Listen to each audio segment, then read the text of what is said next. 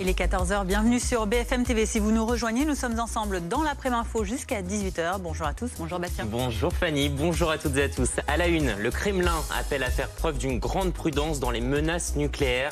Réaction 3 jours après le déploiement par Donald Trump de 2 sous-marins dans la région russe. C'est une semaine importante qui s'ouvre pour le conflit ukrainien.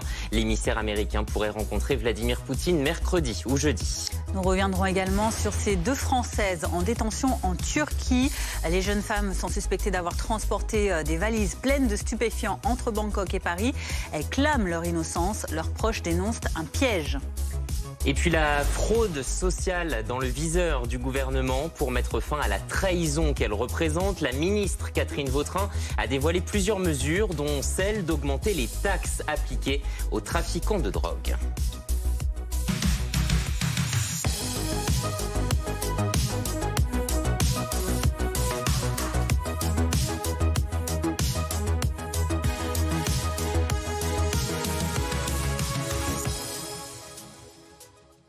Mais on commence avec cette découverte encore énigmatique à Montpellier. Bonjour Clémence Renard, vous êtes notre envoyée spéciale sur place. Une enquête est ouverte après que 2 hommes ont été retrouvés blessés et dénudés cette nuit.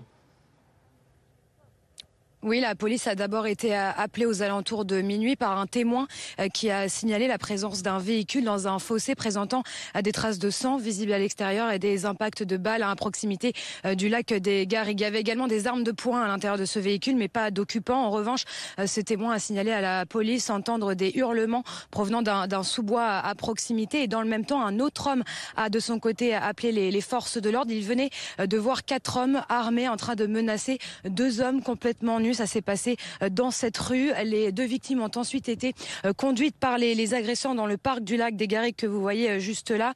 Et après être arrivé sur place et avoir entendu à son tour les gémissements, la police a finalement retrouvé les 2 victimes qui se trouvaient dans un buisson complètement nus et blessés. Ils souffraient de contusions et de plaies. Ces 2 hommes ont été pris en charge par les pompiers et transportés à l'hôpital La Péronie à Montpellier. De leur côté, les 4 suspects armés ont pris la fuite à pied, selon une source policière. Le raid a été déployé cette nuit pour les retrouver en vain. Une enquête a été ouverte et confiée à la police judiciaire de Montpellier. Merci Clémence Renard avec Dorine Jarnias en direct de Montpellier pour BFM TV. L'actualité ce lundi, c'est aussi cet incendie qui s'est déclaré cette nuit, peu avant 3 h du matin à l'EHPAD Saint-Jacques de l'île Jourdain dans le Gers. Il est parti d'un matelas dans une chambre du rez-de-chaussée. 81 personnes ont été évacuées et prises en charge. 3 d'entre elles se trouvent en urgence absolue, intoxiquées par les fumées. La ministre chargée du handicap a salué l'engagement exemplaire des sapeurs-pompiers et des soignants mobilisés dès les premières minutes. 70 soldats du feu sont intervenus. Elles encourent 17 ans de prison pour trafic de stupéfiants. 2 jeunes Françaises ont été incarcérées en Turquie pour avoir transporté des valises remplies de cannabis. Elles se sont fait piéger, clament leurs proches. Nous avons pu recueillir le témoignage de la tante de l'une de ces 2 ressortissantes françaises, Bettina des Guglielmo, Benoît Ruiz, Laura Cambeau et Paul Conche. Inès, la tante d'Ibtisen, a pu aller voir sa nièce 2 fois en Turquie, dans la prison de Marmara. Elle ne comprend pas ce qui lui arrive. C'est une histoire rocambolesque. Des vacances à Bangkok, elle finit en prison en Turquie. En février dernier, Ibtisen et une amie, Mariam, se font offrir un voyage en Thaïlande par un de leurs amis d'enfance. Ce dernier leur a dit qu'il les rejoindrait sur place, mais annule sa venue au dernier moment.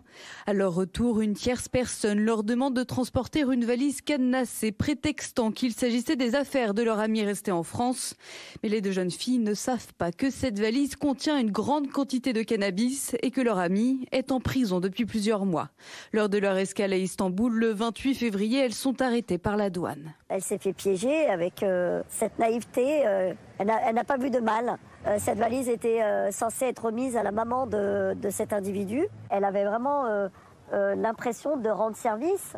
Mais les filles ne savaient pas qu'il était en détention. Cet ami d'enfance, à l'initiative du voyage, s'avérait être un narcotrafiquant. Il aurait tout piloté depuis sa cellule à la maison d'arrêt d'Amiens. Moi, ce que je veux, c'est qu'aujourd'hui, le parquet d'Amiens réagisse rapidement, fasse les investigations nécessaires pour qu'on puisse rapporter la preuve que Ibtisen a été abusée et qu'elle ignorait totalement ce qu'elle transportait dans ses valises. Un individu qu'on considère comme dangereux, on l'incarcère pour protéger les citoyens. Aujourd'hui, ce qui s'est passé, Ça n'est pas normal. Les deux jeunes femmes de 21 ans risquent 17 ans de prison. Elles seront jugées le 11 septembre à Istanbul. Le Kremlin sort du silence après l'annonce vendredi du déploiement de 2 sous-marins américains près de la Russie. Le porte-parole de la présidence russe, Dmitry Peskov, a appelé à faire preuve d'une grande prudence dans les déclarations liées au nucléaire. Écoutez-le. Dans cette situation, il est évident que les sous-marins américains sont déjà en service de combat. C'est la procédure standard. Mais en général, nous préférons ne pas nous engager dans de tels débats, ni commenter cette question. Nous sommes extrêmement prudents dans nos déclarations concernant les questions nucléaires. Comme vous le savez, la Russie maintient une position responsable. Naturellement, nous pensons que tout le monde devrait être très prudent avec la rhétorique nucléaire. Il ne peut y avoir de vainqueur dans une guerre nucléaire. C'est l'idée principale de notre position. Et tout de suite, c'est la chronique éco. Le matelas raffinement d'Epeda a été désigné meilleur choix par UFC Que Choisir. Votre programme avec les matelas et sommiers Epeda.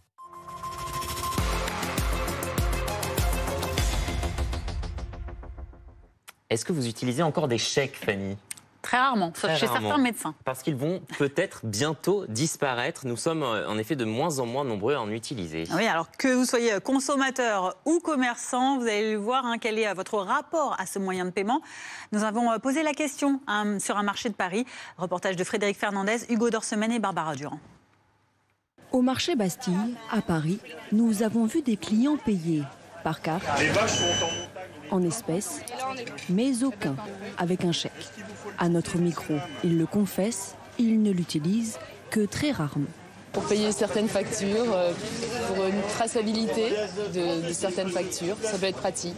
Mais par correspondance, quand je mets un chèque dans une enveloppe. Mais autrement, les achats directs, c'est carte bleue ou liquide. Chez ce poissonnier, comme chez de nombreux commerçants, de toute façon, ils ne sont plus acceptés. Il y a eu trop d'abus. On ne prend plus de chèques à cause de chèques en boîte, on a eu des chèques impayés. Donc même avec pièce d'identité, on a eu des chèques impayés, donc terminé les chèques. Un peu plus loin dans cette boutique de chaussures, ce moyen de paiement est autorisé pour une simple et bonne raison.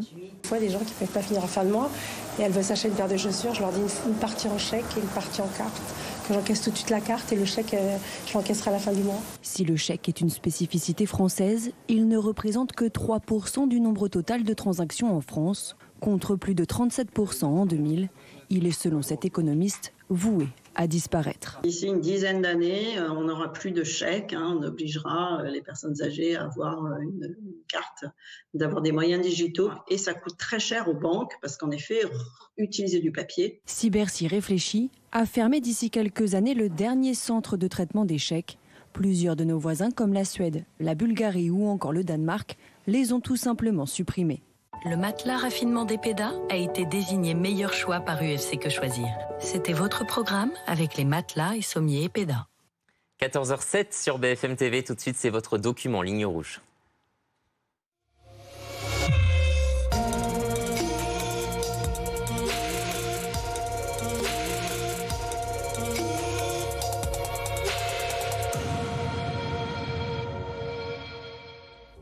On les appelle les arnaques aux faux conseillers bancaires. Des escrocs se font passer pour des conseillers de notre banque sous prétexte de lutter contre une pseudo-fraude.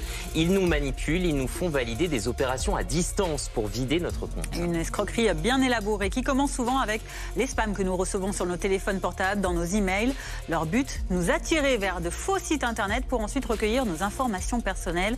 Ensuite, c'est tout un réseau qui se met en place pour tromper même les plus méfiants d'entre nous. Escrocs bancaires, comment ils nous manipulent? C'est une enquête Ligne Rouge signée Rebecca Cananier, Clément Granon, Romain Vitiello.